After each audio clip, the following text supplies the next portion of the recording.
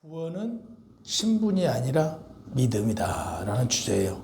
지난주에 전반적인 주제는 교회 설립을 통한 유일한 기관인 그리스도의 십자가에 대해서 바울이 설파를 했어요. 그 십자가의 도가 어리석은 세상 지혜와 대조되는 하나님의 지혜임을 증거했습니다.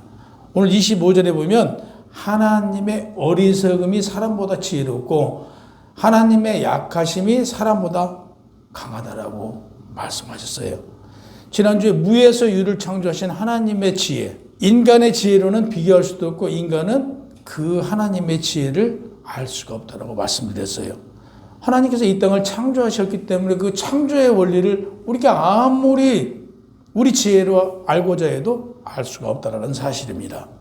우리에게 때를 따라 땅을 정복하고 모든 생물을 다스릴 수 있는 지혜를 우리에게 주셨어요. 전도서 3장 11절에서 13절 말씀이에요. 하나님께서 당신이 만든 피조물을 사랑하셨기에 아들을 믿는 이들에게 아들이라는 권한을 주셨습니다. 그리고 하나님이 주신 사랑으로 하나님의 자녀된 사람들에게 영혼을 사모할 수 있는 마음을 주셨어요. 피조물은 하나님께서 하시는 일을 측량할 수도 없고 시종을 알 수가 없어요. 하나님께서는 사랑이세요. 하나님께서는 영적 농부이세요. 영적 농부의 바람은 많은 곡식이 열리기를 바라잖아요. 그러면 우리가 과일나무에 과일이 풍성하게 열렸다고 해서 그걸 다 수확할 수 있어요? 수확하지 못하잖아요. 그러면 그 나무에 열린 열매를 잘 수확할 수 있도록 하는 게 누구냐? 우리의 역할들이에요. 우리에게 주신 사명이에요. 그래서 열매가 나무 위에서 떨어지지 않도록 가지가 찢어지지 않도록 잘 보호하고 보살펴야 수확을 할 수 있다. 이런 말씀이에요.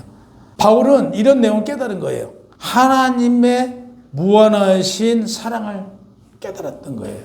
그걸 깨달고 바울이 피조물들이 스스로 기뻐하며 선을 행하는 것보다 기쁜 일이 더 없대요. 더 기쁜 걸 찾지 못했고 사람마다 먹고 마시는 것, 수고함을 낙을 누리는 것, 이거에 하나님의 선물이라는 걸 알게 된 거예요. 부족함이 없는 삶을 살고 있다는 얘기죠. 우리들이. 성도들이 삶을 살아가며 불평불만보다는 기뻐하고 보람된 삶을 살아가는 주인공들이 되어야 한다는 사실입니다. 여러분 스스로 똑똑하고 잘났다고 생각되십니까? 잘났어요, 여러분들은요? 똑똑하십니까? 네. 여러분과 저는 부족한 거 투성이에요.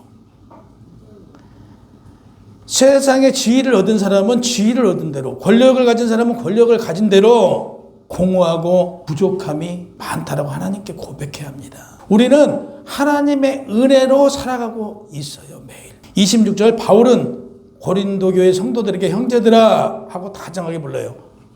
친근감 있게 호칭을 썼습니다. 그들의 그 주의를 집중시킨 동시에 너희를 교회로 부르심을 보라라고 말합니다. 편견 없이 자신들의 모습에 대해 성찰할 것을 촉구했습니다. 부르심으로 쓰인 단어 클레시는 목적격으로 구원받은 자의 부르심, 하나님의 주권적이고 능동적인 모습을 나타내며 로마서 11장 29절 하나님께서 불렀잖아요. 하나님께서 불러서 은사를 주시고 하나님께서 우리를 부르신 거에 대해서는 후회하심이 없대요.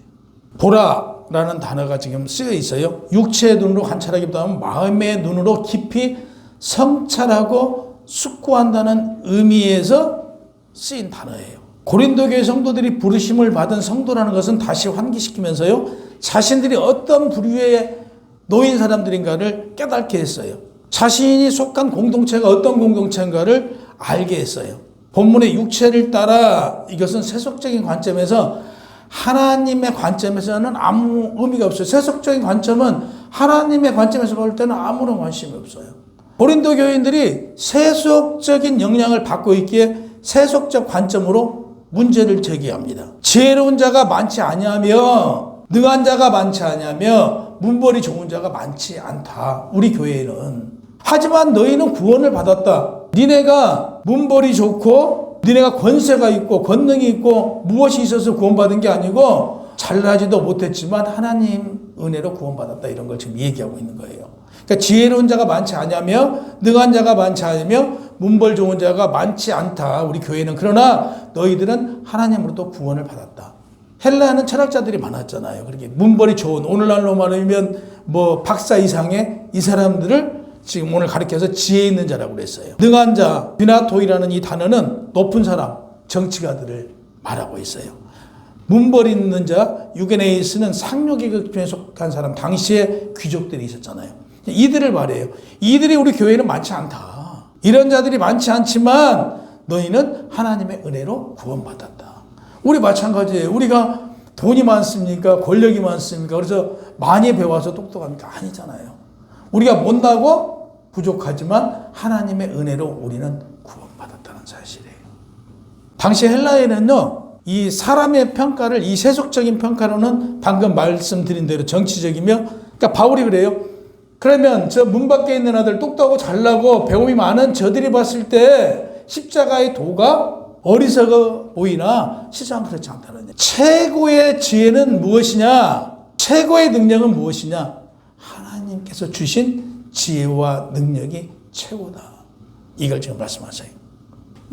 여기 보면 문벌에 대해서, 그러니까 공부 많이 한 사람들에 대해서 오늘 이 얘기하고 있는 당시의 개별론자들이라고 그랬어요. 소피스트라는 이들이 늘 자신들을 자랑해요. 나는 많이 배웠어. 나는 많이 알아 하고 교만해요. 우쭐대요. 그러니까 이런 자들하고 지금 비교해서 얘기하는 거예요.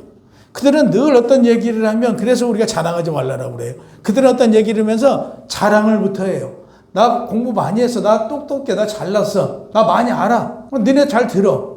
그러니까 우리도 주의할 게 뭐냐면, 내가 아는 것을 누구에게 전달하면서 교만하게 느껴지면 안 된다는 얘기예요. 우리 대화하면서 상대를 약간 깔고 이렇게 대화하는 사람들, 이게 나빠요.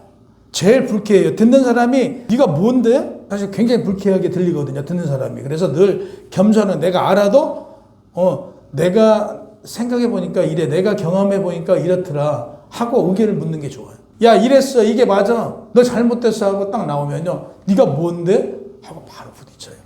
당시에 잘나고 똑똑한 이 오늘날 그 박사 같은 사람들, 이들이 늘 나는 똑똑하고 잘났어 하고 대화를 해요.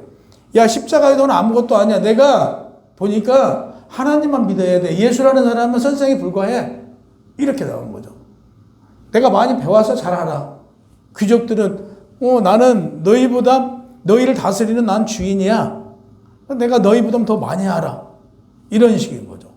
이게 굉장히 이들과 비교를 해서, 이들은 구원받지 못했지만 너희는 못 배우고 천하고 종이지만 너희들은 구원받았다.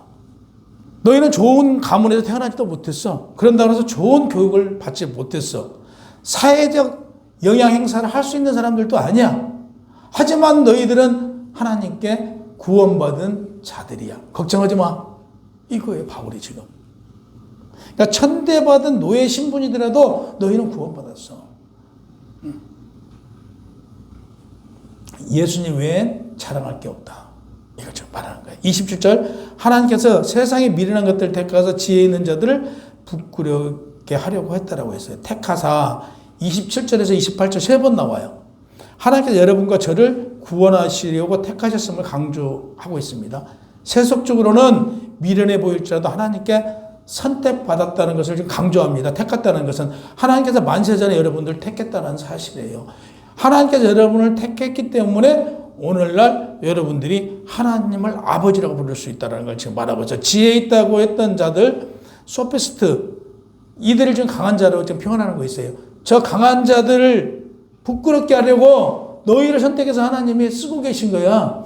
저 잘나고 똑똑하고 돈 많고 귀족이라는 자들 부러워하지 마. 하나도 안 부러워해도 돼. 지혜의 반대말은 우둔함이잖아요. 우둔하다는 뜻은요, 쓸모없는 것이 돼요. 쓸모없는 걸로 쓰이기도 했어요. 단어예요. 하나님의 자녀로 택하셨다. 누구를요? 우리를요. 우리 못 배우고 똑똑하고 가진 게 없지만 하나님께서 우리를 택하셨다 이거죠. 만세전에. 그래서 하나님의 자녀로 택하셔서 오늘날 우리가 하나님을 아버지다. 그는 내 아버지요 너를 지으신 이가 아니시냐. 그가 너를 만드시고 너를 세우셨다라고 신명기 32장 6절에 말해요. 하나님께서 누구를요? 너를, 우리를 만들고 세우셨대요. 28절 하나님께서 세상에 천한 것들을 멸시받는 것들과 없는 것들을 택하사 있는 것들을 폐하려 하시나니 당시 세상에 천한 것들, 가족이 없는 사람을 천한 사람이라고 그랬대요. 가족이 없는 사람을 천한 사람이라고 가르쳤대요. 29절 이는 아무 육체도 하나님 앞에 자랑하지 못하게 하려 함이라. 하나님께 택하여 부르심을 뭐라고 했어요? 육체에 따라 지혜로운 자가 많지 않다라고 그랬어요. 육체에 따라 지혜로운 자가 많지 않다. 지식의 근본에 대해서 성경은 인간으로서 창조를 아는 것이 모든 지식의 근본이라고 얘기합니다. 모든 지식은 어디서 나와요? 하나님으로부터 나온 거예요. 하나님의 뜻을 분별할 수 있는 지혜는 모든 지혜의 출발점이라고 말합니다. 하나님의 뜻을 분별할 수 있게 될 때 인생을 분별할 수 있어요. 인생을 분별할 수 있을 때 인생들의 삶의 방향을 우리는 찾아갈 수 있어요. 그러니까 하나님의 뜻을 모르면 하나님께서 나를 이 땅에 왜 보냈는가, 내가 왜 살고 있는가를 깨닫지 못한다는 얘기예요. 보세요. 하나님을 믿지 않는 사람들은 이 땅에 와서 좋게 얘기하면 즐겁게 살려고 왔어요. 근데 더 나쁘게 얘기하면 왜 왔어요? 죽기 위해서 왔잖아요. 세상 사람들 그러잖아요. 결국에 이 땅에 잠시 왔다가 죽으려고 왔잖아요. 결국에 살다 죽는 거잖아요. 그러니까 목적이 다르다는 얘기죠. 세상 사람과 하나님의 자녀된 우리의 삶은 분명하잖아요. 근데 그들의 목적은 뭐예요? 없어요, 마지막에. 이런 차이가 있다. 하나님의 뜻을 분별할 수 있게 될 때, 인생을 분별할 수 있을 때, 내가 왜 왔는지 정확하게, 인생을 분별할 수 있을 때, 내가 누구인가를 정확히 알 수 있다는 얘기예요. 내가 누구인가 한번 생각해보세요. 내가 누구예요? 하나님의 자녀 되지 않았으면요, 아무것도 아니에요. 그냥 왔다 가는 거예요, 그냥. 그래서 자신의 삶도 하나님이 누구신가를 알아주면 그걸 깨달아지는 거예요. 지혜는 모든 산물을 정확히 볼 수 있어야 돼요. 진상을 정확히 밝히 봄으로 의심을 풀게 되고 정확히 알게 된다 이거죠. 그러니까 지혜가 없는 자, 지식이 없는 자들은 모른다는 얘기예요. 그러니까 지혜는 인생의 옳고 그름을 판단할 수 있는 것이다. 성경엔 지혜로운 사람을 가르쳐 태어난 반석 위에 집을 짓는다라고 그러죠. 이 땅에 살아가는 사람들이 부자 되고 싶지 않은 사람이 있어요? 다 부자 되고 싶잖아요. 돈을 버는 방법에 있어서요. 그러니까 복을 받으면 좋은데 복을 받지 못하고 화를 당할 수 있어요. 돈을 버는 방법에 있어서. 또 그런가 하면 돈을 쓰는 데 있어서도요. 돈을 어떻게 쓰냐에 따라서 복을 받기도 하고요. 화를 받기도 해요. 그렇잖아요. 그 돈을 우리가 어렵고 힘든데 나누고 베풀면은 이건 당연히 복 받겠죠. 근데 이걸 가지고 탕진하고 뭐 다른 쪽에 쓴다라고 보면 돈을 쓰고 욕먹고 화를 입을 수 있다 이거죠. 돈을 버는 것도 인간과 인간 사이의 관계성이 형성돼요. 돈을 벌면서. 우리 보세요. 사람을 사귈 수 있는 공간이 어디가 있어요? 대부분. 내 직업 전선에 일을 하면서 사람을 사귀잖아요. 여기서 사람을 사귈 수 있거든요. 사귀는데 이 사람을 사귀면서 내가 복을 받을 수도 있고 화를 입을 수도 있다는 얘기예요. 돈을 쓰면서도 마찬가지라는 얘기죠. 돈을 누구한테 어떻게 쓰냐에 따라서 복을 받을 수도 있고 화를 입을 수도 있다. 그럼 돈보다 더 귀한 것이 생명이잖아요. 돈하고 생명하고 바꾸자고 하면 바꾸나요? 안 바꾸나요? 그렇죠. 생명이 당연히 귀중하잖아요. 그러면 우리 삶에서 돈보다 생명이 더 귀중하단 말이에요. 그러면 자, 생명과 건강을 놓고 보자고요. 어느 게 더 귀한 거예요? 건강이 더 귀하잖아요. 근데 우리는 그걸 잊어요. 보세요. 돈을 추구하지 생명을 추구하지 않아요. 생명을 추구하지 건강을 추구하지 않는다니까요. 오직 가장 중요한 건강한 것은 뒤로 하고, 그러니까 가장 중요한 지혜와 지식은 뒤로 하고요. 우리는 뭘 추구해요? 돈을 추구하고 있단 말이에요. 이게 잘못됐다는 얘기죠. 그러니까 우리가 본질적인 하나님이 누구신가를 알고, 하나님은 사랑이시고 하나님의 아들 예수는 지혜라고 우리가 알고 있어요. 지혜를 정확히 알 때는 가장 중요한 게 뭔가를 알죠. 근데 이걸 모른다 이거죠. 그래서 사람과 사람 사이에서 화목관계, 그러니까 사람이 얼마나 중요한가 알아요. 돈하고 사람은 바꿀 수가 없어요. 그러니까 사람 관계에 있어서 우리는 가장 중요한 게 관계성이에요. 돈을 벌면서 사람을 만나게 될 것이고, 또 이런 뭐 여러 우리 생활을 하면서 사람을 만나게 되거든요. 이때 그 사람의 중요성을 우리는 알아. 그 한 사람 한 사람이 사실은 돈보다 더 귀한 사람이라는 얘기. 근데 우리는 잊고 살아요, 그걸. 그러니까 생명을 돈으로 살 수 없고 건강을 돈으로 살 수 없어요. 그러니까 건강하고 영예로운 죽음을 맞이하기 싫은 사람 없어요. 그렇잖아요. 마지막에 죽음을 영예로운 죽음을 맞이하고 싶어 해요. 그러면 거기에 걸맞는 삶을 살아야 된다. 우리가 이 세상 살면서 권력을 싫어하는 사람이 있어요? 물질을 싫어하는 사람이 있어요? 없어요. 명예를 싫어하는 사람이 있어요? 지식과 지혜 없기를 바라는 사람이, 모든 사람은 다 이걸 원해요. 근데 하나님을 모르는 자들은요, 지혜와 지식을 몰라요. 돈과 명예, 그 돈과 명예도요, 하나님의 방법으로 쫓아가는 것과 세상적인 걸로 쫓아가는 건 달라요. 보세요. 인격이 결여된 학문은요, 최근 우리가 많이 보잖아요. 만용과 만행이라고 그래요. 그러니까 인격이 결여되지 않는, 그러니까 인격적이지 않는 사람이 많이 배웠다고 해서 그 사람이 만인을 위해서 어떤 영향을 미치는 사람이에요? 아니잖아요. 악행을 행하는 사람이잖아요. 그러니까 수양을 겸하지 않는 학문과 지식은요, 독단적인 교만이 될 수 있다고 그래요. 그러니까 사람이 수양되지 않고 사람의 인격이 갖춰지지 않는 사람은 아무리 배워도요, 그 배움이 결코 세상에 용이하지 않다는, 사람과 사람 관계에서 용이하게 사용되지 않는다는 얘기예요. 그래서 우리는 가장 중요한 게 인격적인 하나님을 알고 하나님께서 우리에게 부여해 주신 그걸 바로 가려고 해야 돼요. 그래서 늘 우리는 말씀으로 나를 만들어가지 않으면 아무리 많은 학문이, 아무리 많은 돈이, 아무리 큰 권력이 나에게 있어도 아무 무용 가치예요. 그래서 반드시 수양과 교양이 겸하여 있어야 된다는 얘기죠. 창조주를 아는 모든 지식, 그게 근본이에요. 우리의 근본이 뭐냐? 하나님을 아는 거예요. 하나님의 뜻이 무엇인가를 분별할 수 있는 지혜가 있어야겠죠.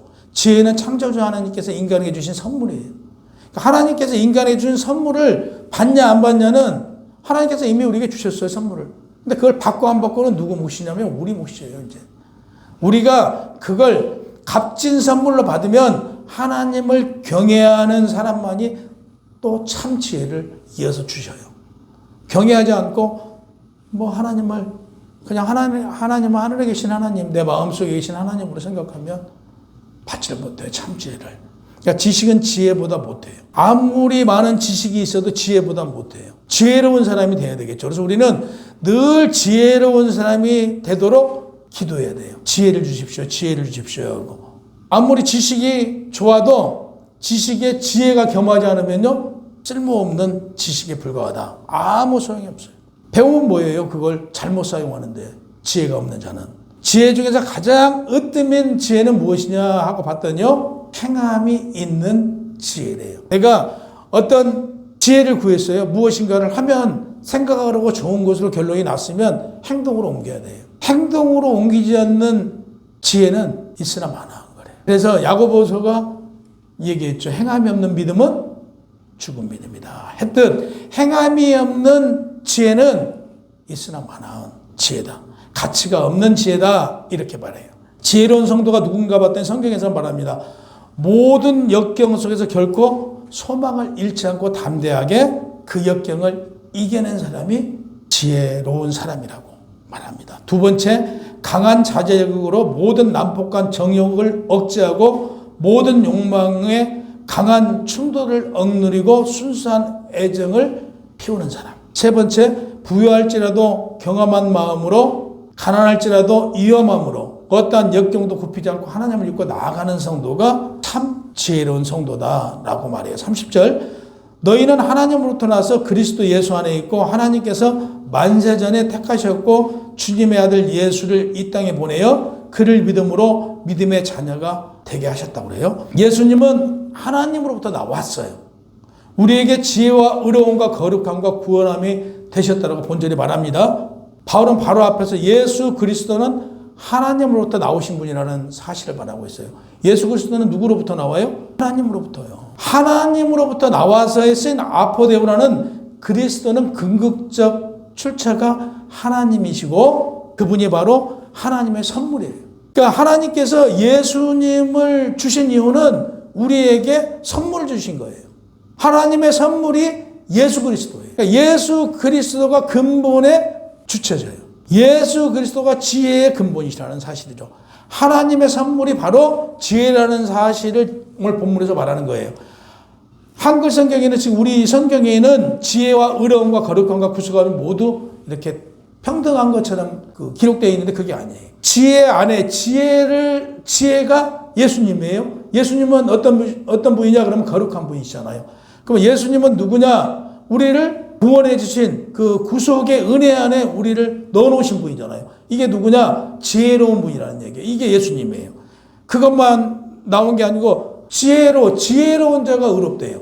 지혜로운 자가. 그러니까 예수 안에 있는 자가 의롭다. 다시 얘기해서 예수를 믿음으로 우리가 세상적으로나 무엇으로도 의로운 사람이 될 수 없으나 예수와 함께함으로 그분과 더불어 우리가 의로운 자가 될 수 있다는 얘기죠. 그래서 의로움, 거룩함, 구속함을 지혜로도 쓰고 있어요. 성경에서는. 그래서 성경에서 보면 지혜롭다 이 말은 다시 얘기해서 의롭다, 거룩하다, 예수 그리스도 구속함을 받고 있다 이렇게도 쓰이고 있다는 사실이에요. 그래서 고린도전서 6장 11절에 보면 너희 중에 의와 같은 자들이 있더니 주 예수 그리스도의 이름과 우리 하나님의 성령 안에서 씻음과 거룩함과 의롭다함을 받았느니라 이렇게 말해요.